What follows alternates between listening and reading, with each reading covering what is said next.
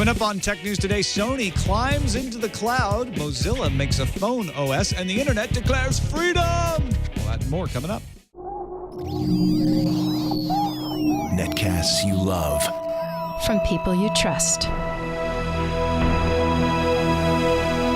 This is TWiT. Bandwidth for Tech News Today is provided by Cachefly at CACHEFLY.com.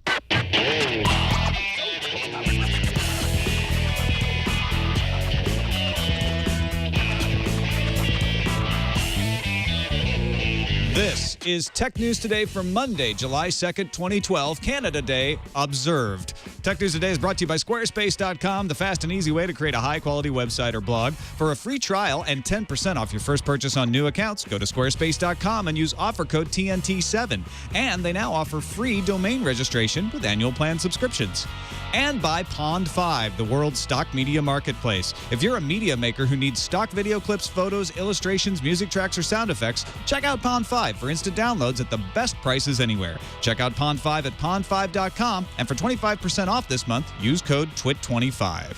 Welcome to Tech News Today. I'm Tom Merritt. I'm Iyaz Akhtar. And I'm Jason Howell. Sarah Lane still on vacation for one more week, and we're recording at our new time of 10 a.m. Pacific. If you're watching us live, thanks for getting up and watching with us. We've got Cali Lewis joining us in just a minute. But first, we start with the top 10 stories of the day in the news fuse.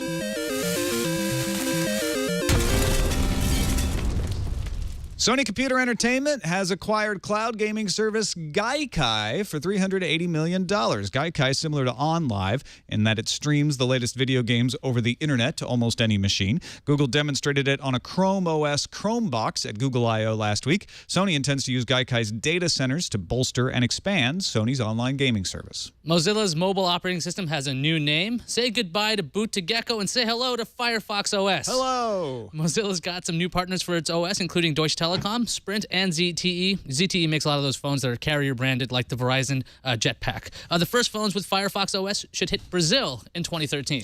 Hey, remember when Facebook changed everybody's default email to Facebook.com last week, and I said it was a bad idea? Well, guess what? It was a bad idea. CNET's Violet Blue reports on growing complaints from folks who use Facebook as their address book, having their email address overwritten in other people's address books.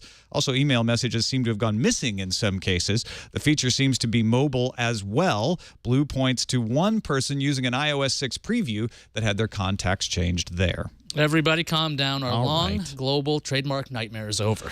The Apple iPad in China will be now called the Apple iPad. After Apple paid ProView $60 million in the settlement, ProView had been looking to collect as much as $400 million, so they're going to have to make do.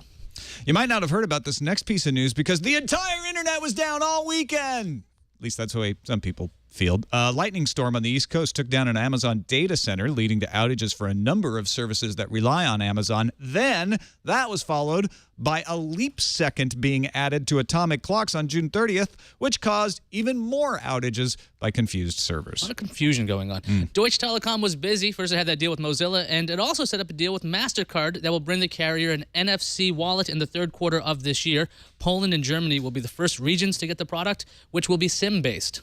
Welcome to the Microsoft Fanboy Cafe. Now, we have prepared Microsoft 3 ways for you today. We'll start with a 54% browser share for Internet Explorer, according to Net Applications, and a third-place finish for Chrome that cleanses the palate of that continuous percentage decline aftertaste. We'll move you on to a lovely combo of Net Applications showing Windows 7 on 41.6% of PCs, paired with XP on 43.6% for a 92% Windows domination. And we'll finish you off with the dazzling numbers from StatCounter that show Windows 7 had 50.2% of the OS market for June, while XP had 29.9%. Enjoy. I like my Microsoft al dente.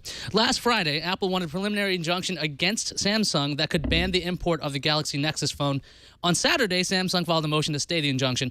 For Apple to enforce this injunction, the company would have to pony up over $95 million as a bond. Micron Technology has agreed to acquire Japanese chipmaker Elpida Memory for about $750 million in cash. That'll boost Micron's manufacturing capacity and help them take on Samsung, the global leader for DRAM memory chips. The agreement involves a sponsorship, which requires Micron to spend about $2.5 billion to acquire Elpida's equity and pay off some of its big debt. Twitter's API changes are ruffling the feathers of developers. Twitter announced that it will enforce stricter rules. I see what you did there. Stricter rules in a blog post entitled, quote, delivering a consistent Twitter experience. So developers are thinking, okay, things are going to get shut down. Oh, yeah, Twitter also killed its cross-posting deal with LinkedIn over the weekend. Big thanks to our sponsor for today's episode of Tech News Today, Squarespace.com, the fast and easy way to create a high-quality website or blog. If you want reliability, you want 24/7 support, you want customizable templates that you don't have to customize to make them look good, but you can if you want to, Squarespace.com is the place to go. And they're still giving you 10% off your first purchase on new accounts. For example, this means 10% off the first month on monthly plans, 10% off the first year on annual plans, and that free domain registration completely integrated within the sign-up process. So you get a domain name when you sign up. That's about a $15 retail value, and it's yours to keep. It's not like something you lose. You own that domain name. Squarespace.com is easy to use, includes lots of blogger modules, easy to import your current blog, and the best part is you don't have to pay a dime. You don't even have to give them a credit card number if you want to try it out. Just go there right now, Squarespace.com, put in the name of a site, use maybe one of their modules to import your current blog if you've got it, just to see what it looks like. And if you like it, remember to use the offer code TNT7 and get 10% off your first purchase on new accounts. Don't forget about free domain registration with the annual plan subscription, too. That's Squarespace.com. Use that offer code TNT7. Show your support for Tech News Today and get a good blog to boot. We thank Squarespace for their support of the show. All right, let's dig deeper. Joining us today, Cali Lewis, host of GeekBeat TV. Thanks for joining us on our first morning recording, Cali. My pleasure. I'm in the central time zone, so I'm up and ready to go. You're right. It's lunchtime. Thank you for joining us at lunchtime in the central time zone. Appreciate that. Oh, wait, my lunch is here. I'll be back. Okay, we'll wait. Can you just send some of that over? We're kind of hungry. Do you have enough to share? Let's start. Actually, let's share some news about Mozilla and that phone OS we mentioned. Yeah, sure. Now, Mozilla announced a change to its operating system known as Boot to Gecko, which is not a very good name for marketing. So they switched it to Firefox OS, and they have a bunch of partnerships. And the old news was that the phones would come out in 2012, but that's been pushed to 2013. So the thing is, though, with Firefox OS being all HTML5 based, can the smartphone market sustain another operating system, Cali? Do you think there's enough room for Android and iOS and Windows Phone, BlackBerry 10, Mozilla, Tizen? Did you say Tizen? I missed that one. Can this be a winner? You know, I mean, the great thing about how we live and the internet and America and everything is that that's a possibility. But realistically speaking, no, I don't think so. I mean, it looks great. It's very simple. It's very clean. I think they did a fantastic job with it. But they're going to really have to put a ton of money and marketing efforts. I mean, they're going to have to come up with a really cool ad. You know, there's like so much that they're going to have to do to even have a chance in the market. My vote isn't on their side, unfortunately. I'd hate to say that. Well, the carriers can pitch in with the advertising, and if it's good enough, then people will start telling each other about it, and it'll get some social media. Firefox has a big community. The question is, can they succeed? Can they succeed there where Symbian and others haven't? You know, the fact that other people have tried exactly the same thing, which is we've got an open source OS, we're going to partner with carriers, we're going to get them to put it on the phones, and hopefully they market the phones, hasn't panned out in the past.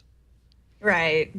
You know, I mean, you talk about the community, it's less, I get the impression, and I think I've seen some numbers, that it's shrinking, right?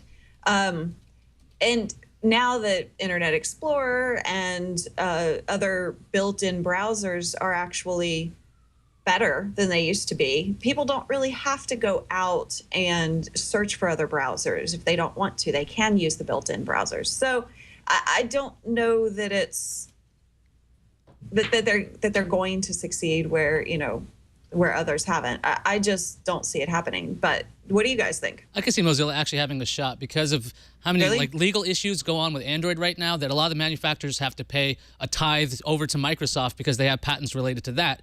If there was something free and clear that's backed by a company as large as Mozilla, on top of that, when Apple tried the idea of we're going to have web-based apps, like the first iOS version, there was no app store.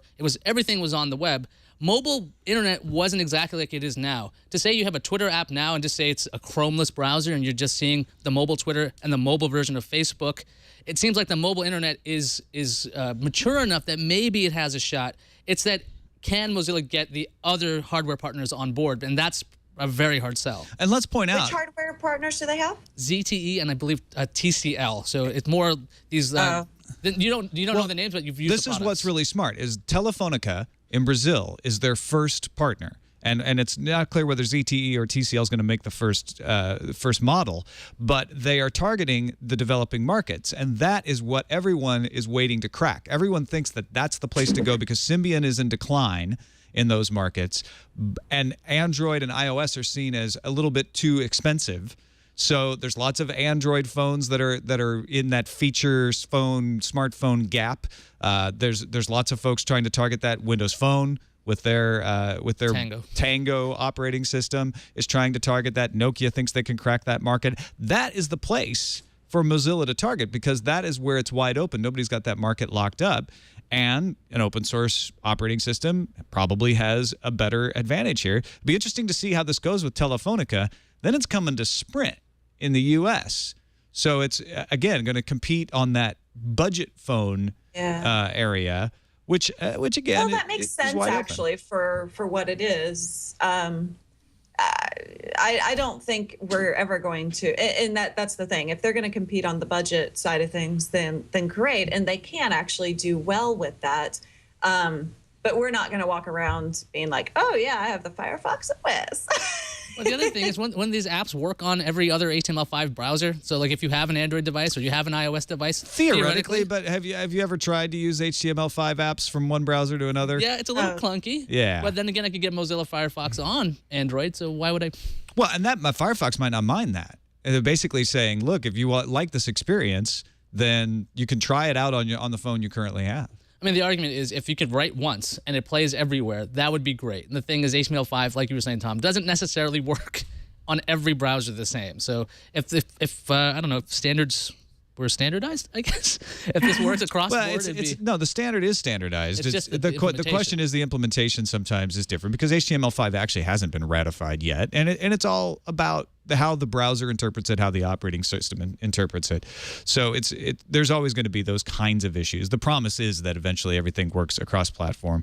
But I think this is a very interesting operating system to keep an eye on, especially for that lower end bargain phone market that gives you a lot of functionality for a low price.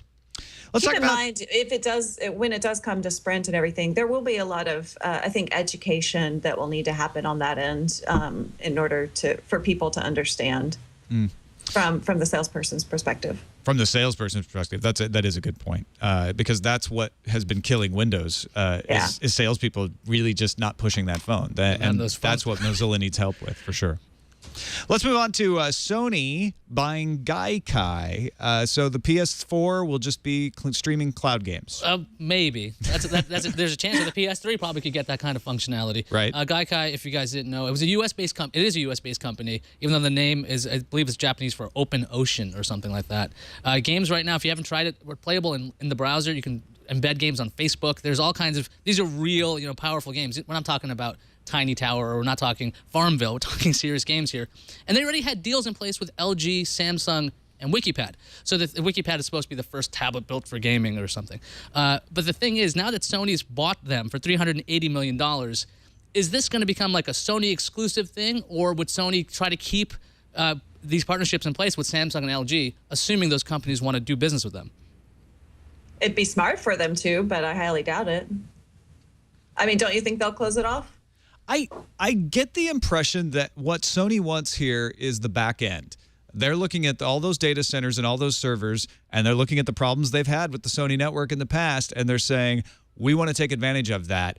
I don't see them saying a lot about Gaikai as a service itself. It seems like, for now anyway, they're happy to just let it keep doing what it's been doing, and we'll likely see them roll it in as a feature on the PS3. It would be kind of silly for them to buy the company and not do it. But it definitely feels like Sony wants the technology. They want the big iron that Gaikai has figured out how to do, and they want to create a new service and a new ability to roll out games over the cloud. You know, one of the Well, things, it's something they absolutely had to have done, with on live coming, and their security issues have been obviously huge. I think they had to do this. There was really not a lot of choice. Yeah, one of the things about Sony with this particular deal, I've been thinking about this. Like, these deals with Samsung and LG that are pre-existing, I mean, in the old days, I think Sony would close it off, keep it to themselves. But considering how friendly television manufacturers have gotten lately, like Sony and Panasonic work together, Samsung and Sony work together on LCD displays. It's this kind of thing where I'm thinking Sony could provide the back end and go, look, your LG TV's got a great service. It always has PlayStation games. The other thing is it brings TV costs down for Sony as well, because they were working on putting PlayStations in televisions. They had that particular television that had like a dual 3D display. It was I forget what they called it. But with Kazurai there, I could see simply going, every Sony device you have can be a PlayStation, because that was his big thing. PlayStation was a big successful product for Sony. If every television doesn't need to have a hefty processor and a ton of RAM, and you're streaming these games, like Sony's got something for the future, I think. Now the question is, That would be very interesting. what happens to OnLive? Do they become a target for Microsoft, or does Microsoft come out with their own thing, or is this something that Microsoft doesn't need to worry about just yet? Oh, of course they have to worry about it. I mean, if this is where Sony is going, yeah, they have to worry about it, and they should probably have looked at OnLive already. I mean, anyone could pick up OnLive, and I do quite well, I think. I'm not sure that Microsoft needs OnLive. Microsoft has a good cloud strategy. It's not exactly the same strategy, but they could develop their own OnLive pretty fast. I don't think Sony could. And the key difference between Gaikai and OnLive is application-based, whereas Gaikai runs in a browser. Now, the OnLive can run in a browser, but it's a different implementation. Gaikai is easily run in a browser. That's why I don't think Sony is gonna shut them down, because I think it's a better idea to say, like, we can turn anything into a PlayStation. And the PlayStation is the premier box if you want the best experience. But, we'll give you a little bit for free in your browser on your Chrome box. Okay, nobody's going to have a Chrome box, but, in your browser. Darren, that's a Chrome box. You don't think that's the next big thing? The Chrome box? Joking. I don't want to get the Chrome box. People hating on me, but no, I don't think it's going to be as widespread. But obviously, if you can just go, fire up your browser on your laptop, your desktop, play some PS3 games, and get the bug, you might be more willing to buy a PlayStation. Now, you said Microsoft could develop their own very easily, which is true, yes, but don't you think they would benefit from having something like the name of OnLive? Yeah, it's a good point, right? I mean, they can then take something that's got a little buzz and fold it in, but Microsoft gets as much backlash when they do that. I mean, think about all the people complaining about Skype because they bought Skype. Like, oh, Skype sucks now. It's like Skype's no different than it was before they bought it. Everybody just attributes anything that goes wrong with Skype to being Microsoft's fault. Microsoft's fault, yeah. Yeah, so it's kind of a double-edged sword. Yeah, Nintendo should be doing something, whatever. Because we're talking about the two major ones. Like, Nintendo's like, we have another display. Maybe they want to get in the cloud because their hardware is just weak. I mean, that's the kind of stuff that's not a pun. It's weak. It's just very weak. The thing is, I'm WIIK. I'm just very curious about what this is going to do for the console refreshes. We're not going to see a bunch of that. Once everything's on the cloud, once you have one box, it'll get upgraded on the back end. You don't need to have, a monstrous console with spinning discs and fans, and the amount of hardware requirements go down, like, just insane. So, I mean, I could think that the PS4 will be like the last PlayStation we'll see, because why would they ever need to refresh it after that?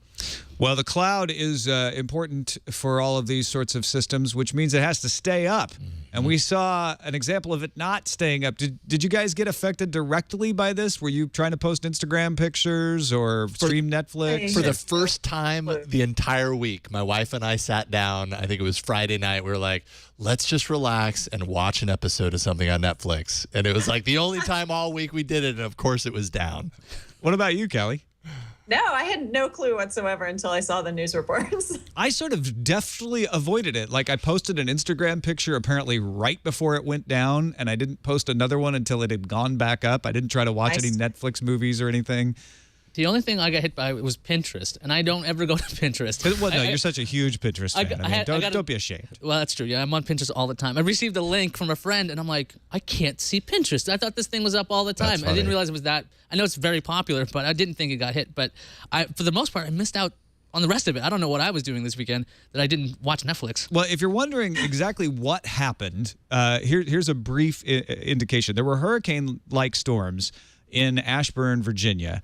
That knocked an Amazon data center offline Thursday night. Second time in a month that data center has gone offline. Now, the last time it went offline, it did not cause massive outages, but elastic load balancing failed, which is supposed to spread the traffic from that data center to different data centers. In particular, traffic from Netflix failed to get spread to other data centers. The back-end services for Netflix, by the way, if you were watching a Netflix video when this happened, you would have continued to get the video, because it wasn't the video streaming that got knocked off. It was all the other aspects that got knocked off, the choosing and the searching and all of that sort of thing. Once that happened, that cascaded through the data center, knocked out Pinterest, knocked out Heroku, Instagram, a bunch of other high-profile casualties. They started to get that taken care of, and then the leap second leaped into view at the end of the day, June 30th. Of course, June 30th in different parts of the world.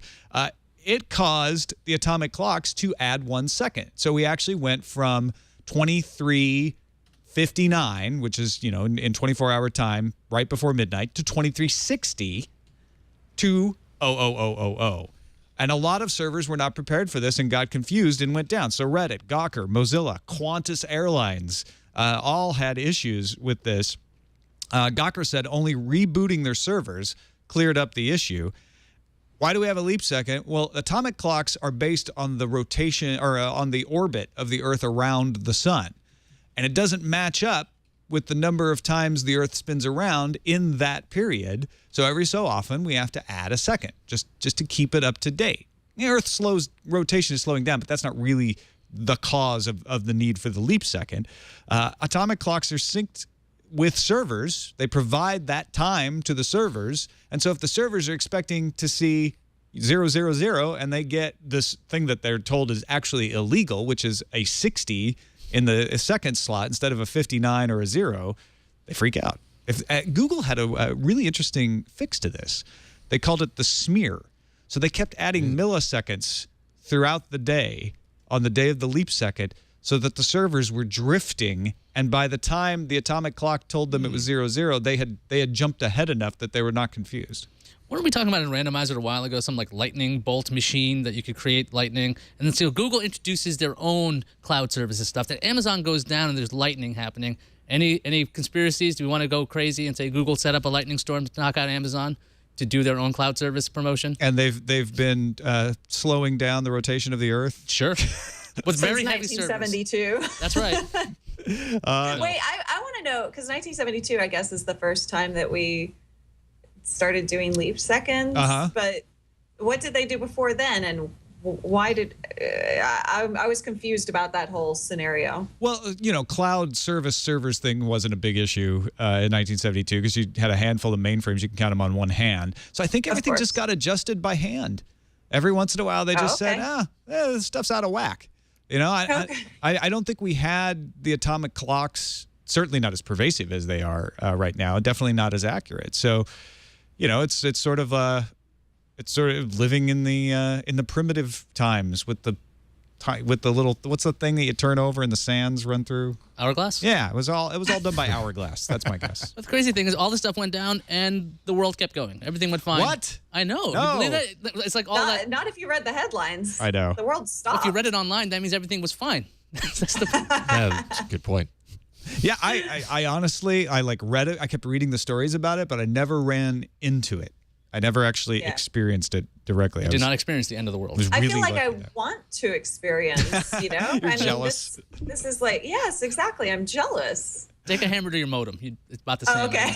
Just for you don't get the community aspect there. You got to get a bunch of other people to hammer their modems at the same time. So then you can run around screaming together. We got a few more stories to discuss, but let's thank Pond5, the world's stock media marketplace. Now, many of you in our audience make your own media, make your own podcast, your own films, even just web designers. And if you are an app designer, you probably need these creative assets, and it's dangerous to just go out and do a search and grab them. You probably don't have the rights for most of the stuff you're grabbing if you do that. That's why the best way to bring your production to the next level is access to a high-quality creative resource like Pond5. They give you the world's largest selection of royalty-free stock video, photos, vector illustrations, music tracks, sound effects, motion graphic templates if you're doing editing and creating titles.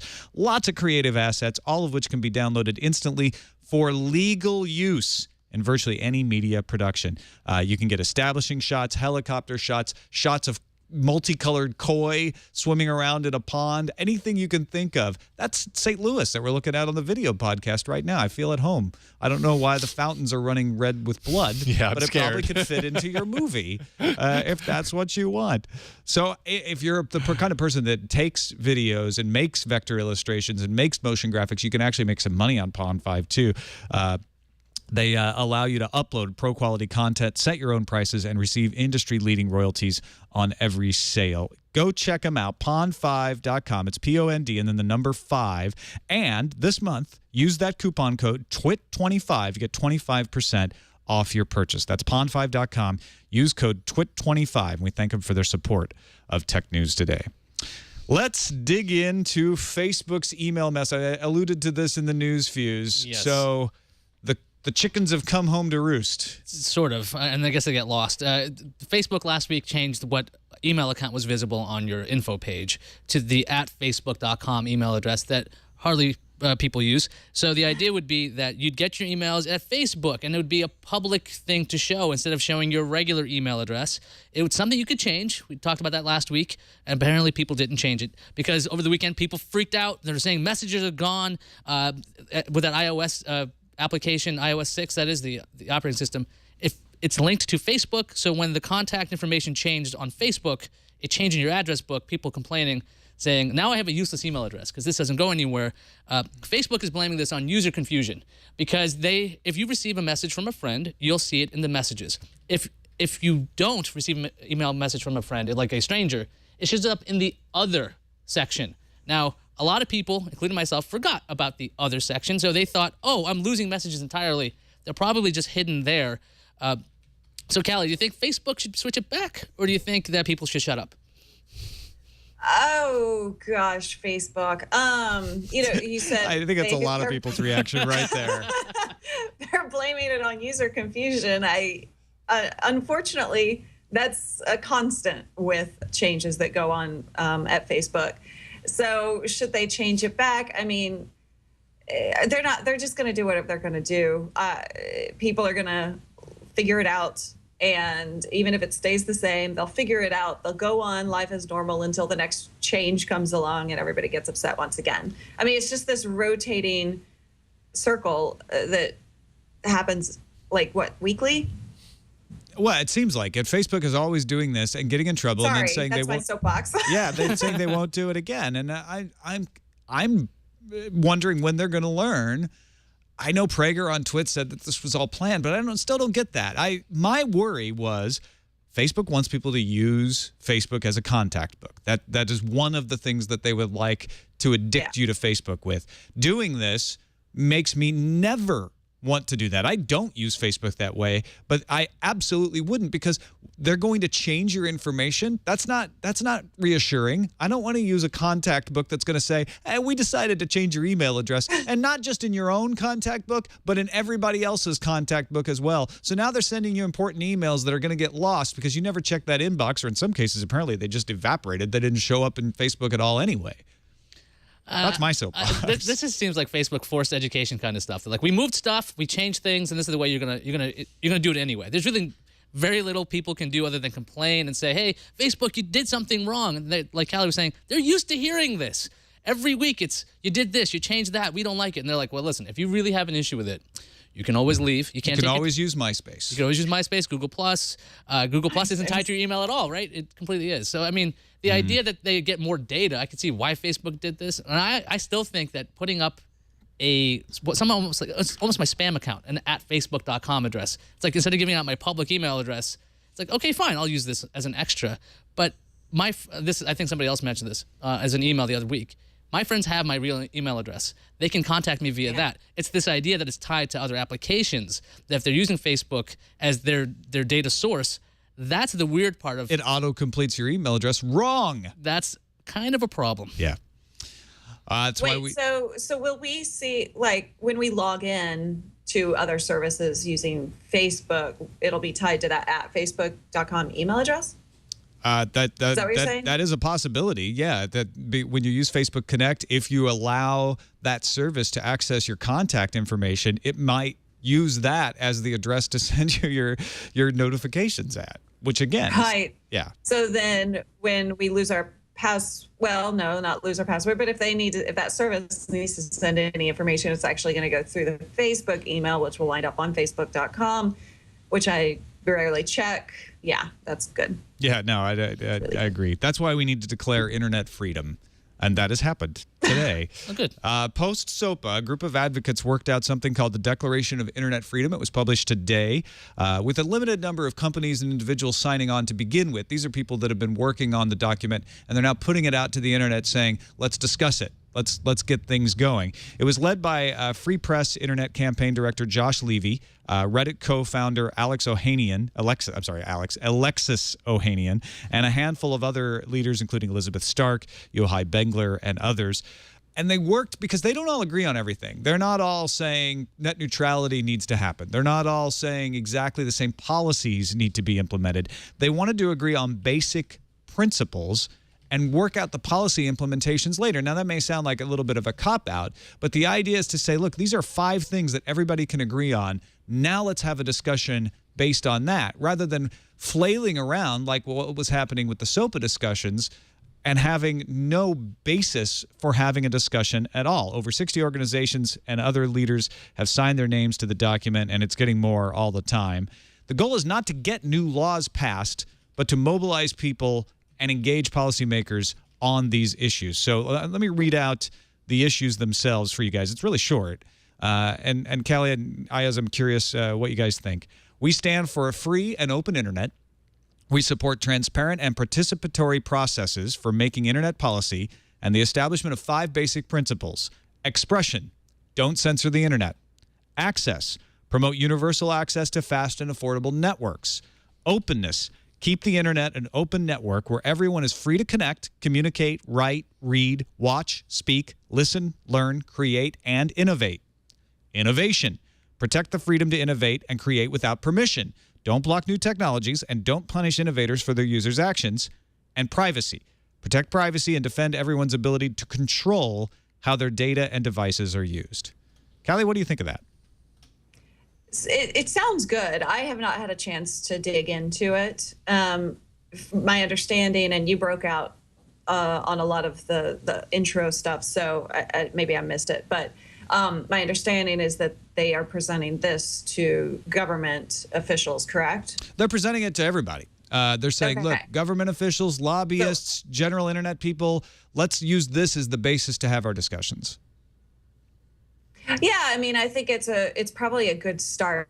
You know, well, we've already started, but I mean, I think it's a good position to have, to be able to always kind of look back at it, kind of like we have the Constitution, right? We always look back on it. Is this what we're trying?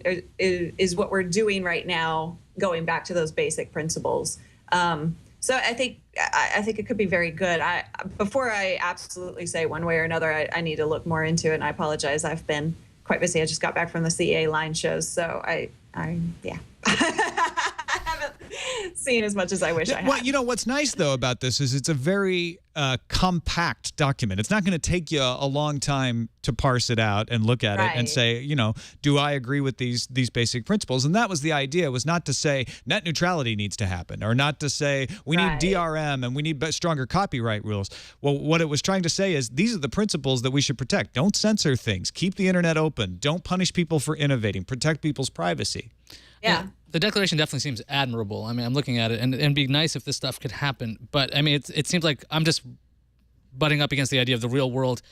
Our company is going to sign up to support this. Like, I mean, major companies like, Google or Microsoft or anybody who puts together anything on the web. If they back this kind of thing and they have their names on this, that's the kind of pull that's necessary. I mean, we've had enough of outcry with SOPA and PIPA and everything that basically people rallied around something. And this declaration kind of has this idea of, hey, look, you can stay vigilant on this. We don't always need to be reactionary when it comes to, some horrible laws coming down the pike. We want to make sure that we always know what we really want out of this. So instead of having a knee-jerk reaction to legislation that might be good intentions but doesn't have good execution, this is the kind of stuff you need to have written out. But again, it's about who's going to back it, because having some of the familiar Amnesty International behind this, or EFF, like, yeah, of course they are. But when a company that is large and is willing to put their names on this and say, look, yeah, you know, this idea of don't censor the internet, that's effectively saying we have an issue with you, China. And that's immediately, when you're a global company,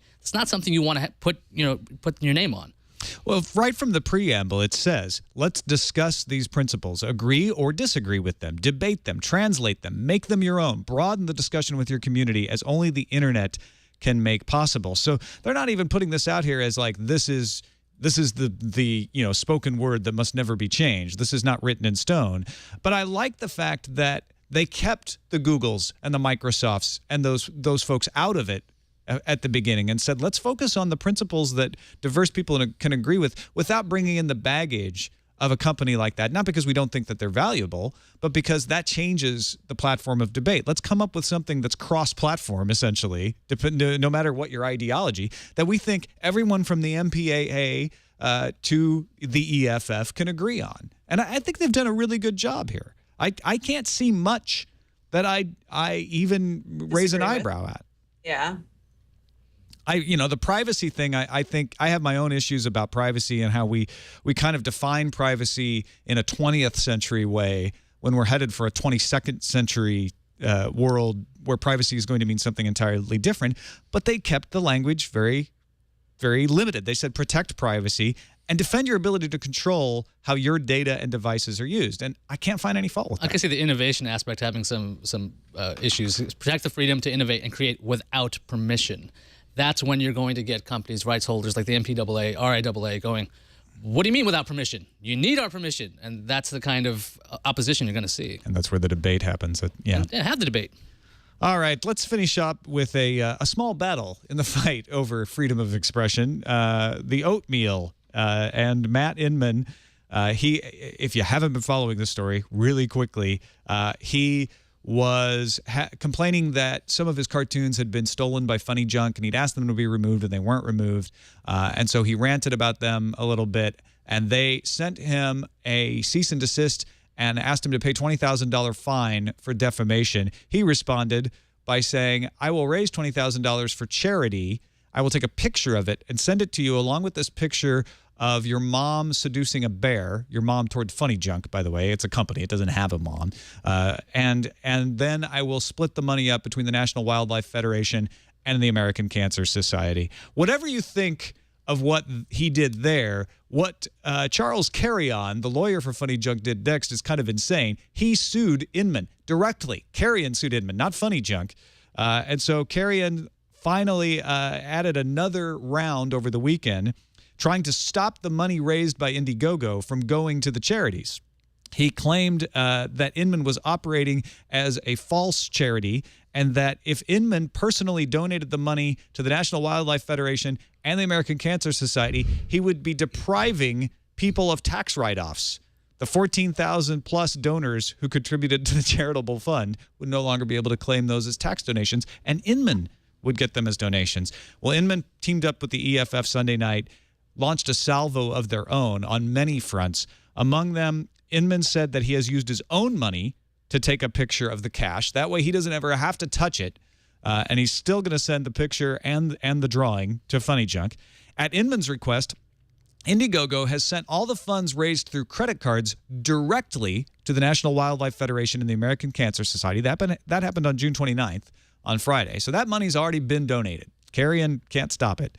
The rest of the money is in PayPal, and Inman has written checks on that PayPal account to the charities directly and has given those checks to his lawyers for disbursement. Now, the lawyers are holding onto the checks, waiting for the judge's decision on the restraining order. But, Cali, have you been following this craziness here? I haven't really been following that particular story, but, I mean, like, when did donating to charity become such a big ordeal or such a big hassle?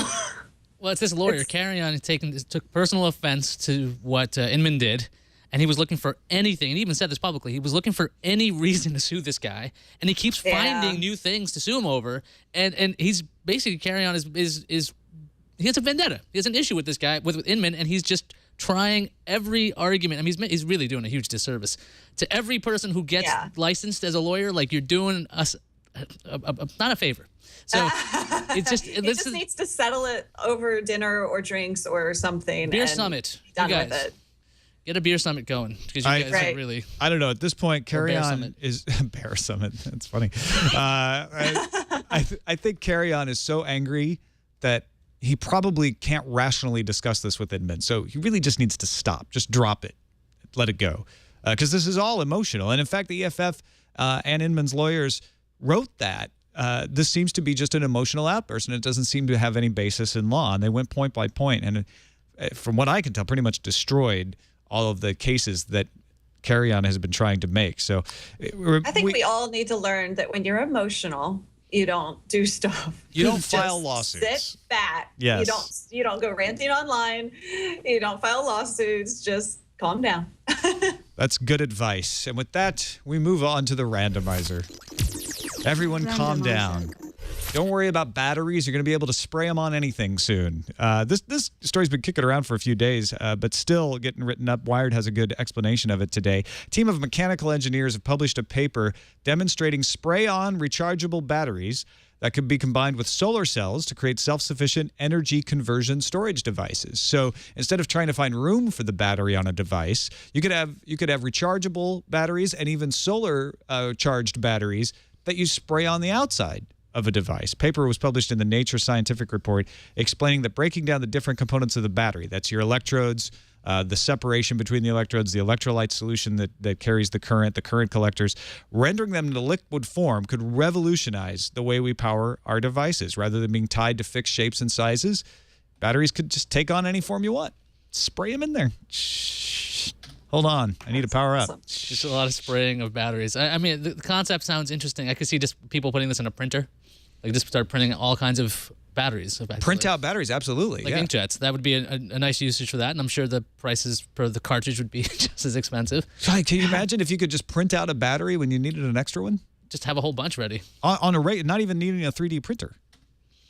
That would be awesome. I'm just kind of curious, cool. Like, what's the connector like?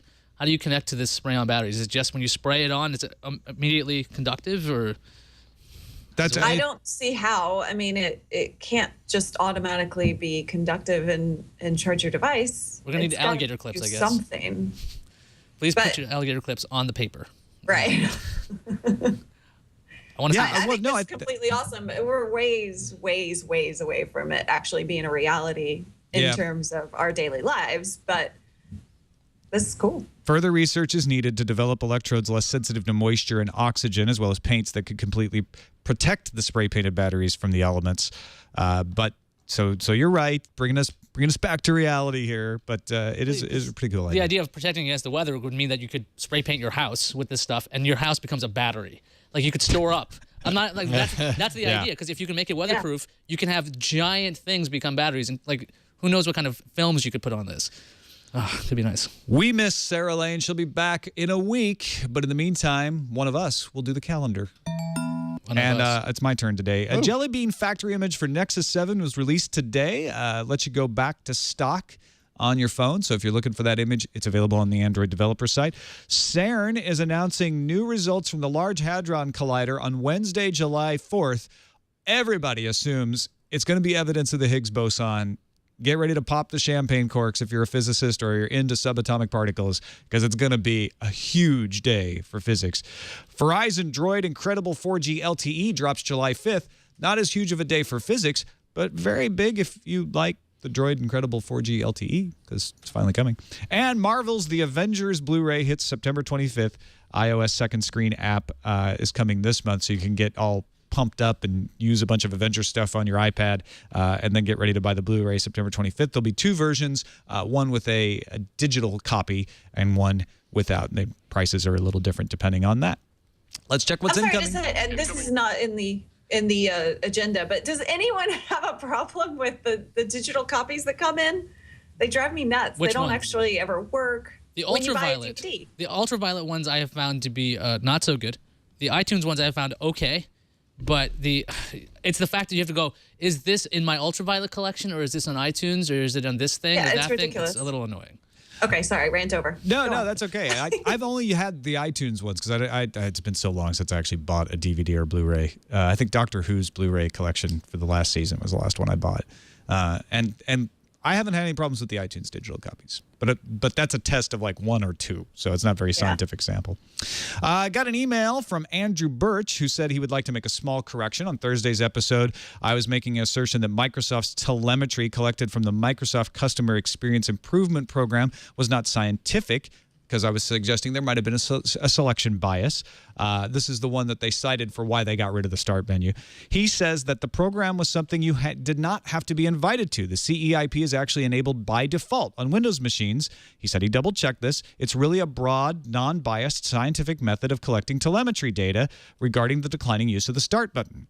Ryan from Everett, Washington, cited the exact same thing in the opposite case. He says the program you mentioned in the You Killed the Start Menu story is a self-selecting group. This is data collected as a result of the ubiquitous send anonymous data to Microsoft checkbox. Power users who distrust Microsoft will uncheck that box while normal users leave it on. If power users feel underrepresented in this data, they have nobody but themselves to blame for unchecking the box. If you want your voice to be heard, leave the checkbox on. Put another way, if you don't vote, you have no right to complain. So they're both angry about the CEIP, but my point stands, Andrew and Ryan, which is this is not a representative sample necessarily, because people who don't want to be tracked are left out, and so you've got a selection bias of a sort. I was wrong about what the selection bias was, but thanks for pointing that out, both of you guys. So Microsoft was pointing to telemetry instead of just saying, "Look, we just wanted to kill it. We don't." They want to have a backup reason. They've been trying to kill that start menu for a long time. Well, they got rid of the word. Yeah, they went to the Windows button, and that's a different thing. We have an email from Jim, the space engineer. It's quite a long email, so we'll have the full thing in our show notes. He talks about the GPS spoofing at the University of Texas at Austin. He's saying that he's no stranger to GPS navigation, and it's rarely used as a sole source of navigation on anything above personal hobbyist equipment. He discussed the Kalman filter algorithm, which incorporates multiple sensors, including GPS. He's talking about how spoofing is just one of the problems of GPS signals. Signals reflecting off of buildings, water, or even wing surfaces can garble and confuse the signal. He says he's not surprised that a university was able to spoof their own GPS-only budget drone. A better question is if the drone would have passed FAA requirements for use over cities. Interesting. Okay, that's good stuff. Thank you, Jim. Appreciate you writing in and sharing your expertise with us. And that's it for our first morning recorded edition of Tech News Today. Thanks for everybody who's in the chat room. We got a good crew in there. And thank you, Callie Lewis, for joining us. Really appreciate you taking the time and chatting with us today. My pleasure. Thanks for having me. Don't forget geekbeat.tv, the place to watch Callie's show. Anything cool, new, and interesting to tell folks about right now? 4th of July episode coming out this week. I was just at the CEA line shows. We were the official media partner. We did a live stream for 2 days straight. So that was pretty awesome. We saw some great new technologies. I got my hands on the Drobo Mini. Yay. So lots of cool stuff coming out of there. Thank you. And again, that URL, geekbeat.tv. Also, folks, if you want to submit stories to our lineup, if you're like, hey, we want to hear you talk about this or that, go to technewstoday.reddit.com. That's our subreddit where you can let us know what stories you'd like us to talk about each and every day. We include that in our preparation. We look at it to help us decide what stories to cover each day. That's it for this episode of Tech News Today. You can find us on the web, twit.tv/TNT. You can email us. Our email address is tnt@twit.tv. Or you can phone us and leave us a voice message. Our number is 260-TNT-SHOW. Nilay Patel joins us tomorrow. We'll see you then.